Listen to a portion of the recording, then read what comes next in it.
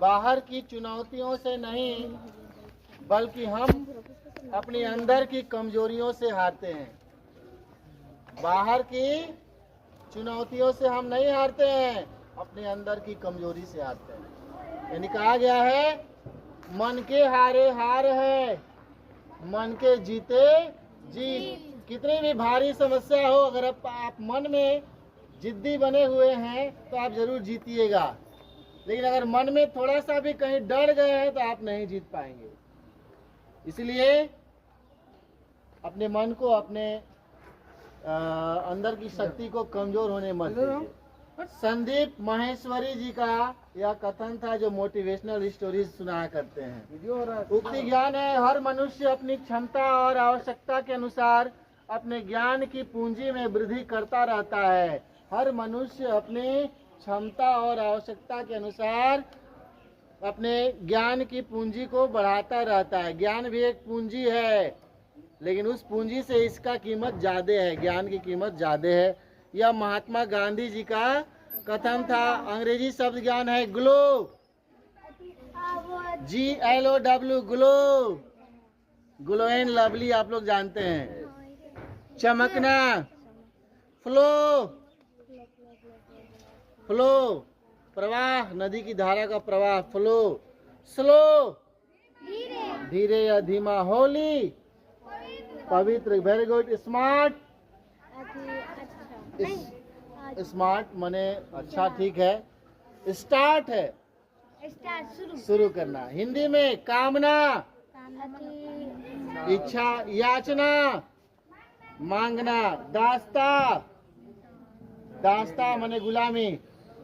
नवीन, नया, सद्गुण, अच्छा ज्ञान। संस्कृत में सह, साथ। बहव, अनेक, बहव, अनेक।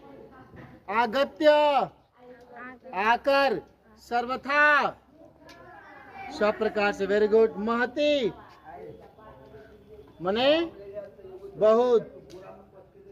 सामान्य ज्ञान की तरफ बढ़ते हैं। पवनों का देश किसे कहा जाता है? डेनमार्क, सही जवाब। वायुमंडल में ऑक्सीजन की प्रतिशत मात्रा कितनी है? 21.6। ग्लोबल वार्मिंग को कौन सा गैस प्रभावित करती है? कौन सी गैस? Very good. कार्बन डाइऑक्साइड के कारण पृथ्वी का वातावरण या पृथ्वी गर्म होते जा रही है। वायु पदार्थ की कौन सी अवस्था है? गैसीय अवस्था। Very good. भागलपुर किस नदी के किनारे स्थित है? गंगा। अच्छी बात है, गंगा आपका जवाब बिल्कुल सही है। भारत का दक्षिणतम बिंदु क्या कहलाता है? भारत का सबसे दक्षिणी पॉइंट? इंदिरा पॉइंट। अर्थशास्त्र नामक पुस्तक के लेखक कौन है? चाणक्य। आकाशदीप सिंह का संबंध किस खेल से है? आकाशदीप सिंह हॉकी से। चिपको आंदोलन को शुरू करने वाले कौन थे? सुंदरलाल बहुगुणा और चंडी प्रसाद भट्ट। पर्यावरण का रक्षा कवच किसे कहा जाता है? ओजोन मंडल को, जो पराबैंगनी किरणों को आने से रोकती है। पृथ्वी दिवस कब मनाया जाता है? 22 अप्रैल को। विश्व पर्यावरण दिवस कब मनाया जाता है? 5 जून को। ठीक है। पत्तियों का रंग हरा किसके कारण होता है? क्लोरोफिल के कारण। बहुत अच्छी बात है। अब तर्क ज्ञान की तरफ बढ़ते हैं हम। तर्क ज्ञान में है, बेमेल शब्द छाटिए। वीर, निडर, सूर, डरपोक। डरपोक होगा। वीर, निडर, सूर तीनों एक ही है, और डरपोक हो गया उसका विपरीत। बचपन, युवा, वृद्ध, कायर। कायर। Very good. पटना, बनारस, लखनऊ, जयपुर। बनारस होगा, सही जवाब। बाकी राजधानियां हैं, बनारस शहर हो गया क्या? गुजरात, बिहार, पश्चिम बंगाल, बड़ौदा। क्यों? बाकी राज्य है बड़ौदा शहर, या हाँ शहर मानिए, जिला भी हो सकता है। घर, महल, रेल, झोपड़ी, ठीक है। विलोम शब्द जानेंगे, नवीन, प्राचीन, उपकार, मौखिक, लिखित, पर्याप्त, अपर्याप्त, अंधकार, प्रकाश। प्रयाग में एक ऋषि का आश्रम था। प्रयाग पवित्र भूमि। उनकी एक बहुत ही सुंदर कन्या थी और उसके विवाह के लिए वर की तलाश हो रही थी।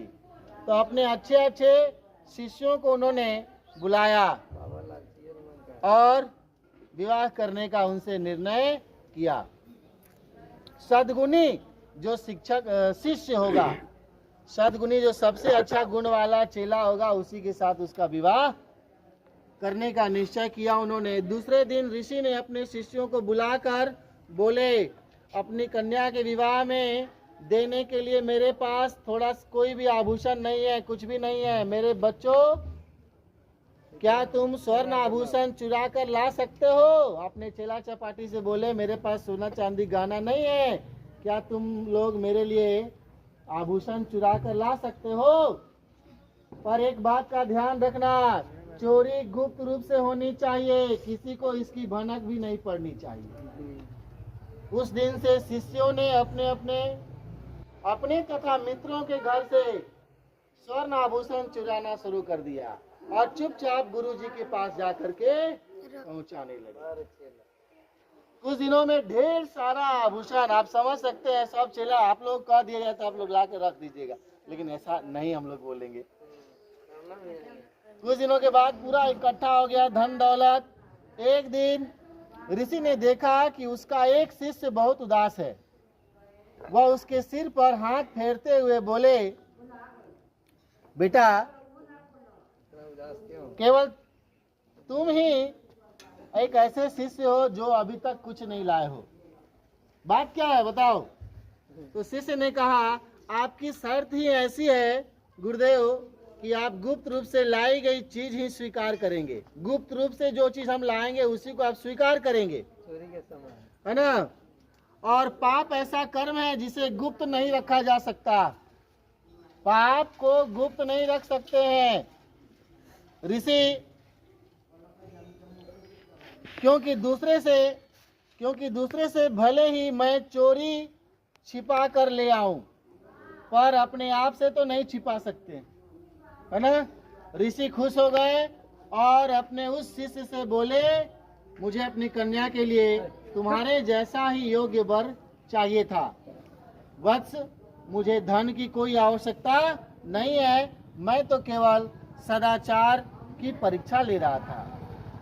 मेरी कन्या के योग्य वर केवल तुम ही हो।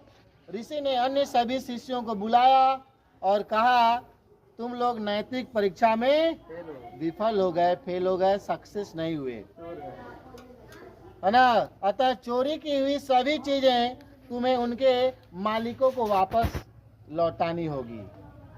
फिर उन्होंने रत्न आभूषणों से सज्जित अपनी कन्या का विवाह अपने सद्गुणी शिष्य के साथ कर दिया। इसलिए हमेशा आप सतर्क रहें, कोई भी आपका किसी भी समय परीक्षा ले सकते हैं। अगर उसमें आप फेल हो गए तो आप सदाचार में फेल हो गए, आगे नहीं बढ़ पाएंगे। सदाचार ही सर्वोत्तम आभूषण है, सबसे अच्छा गहना क्या है? सदाचार है। ठीक है, बस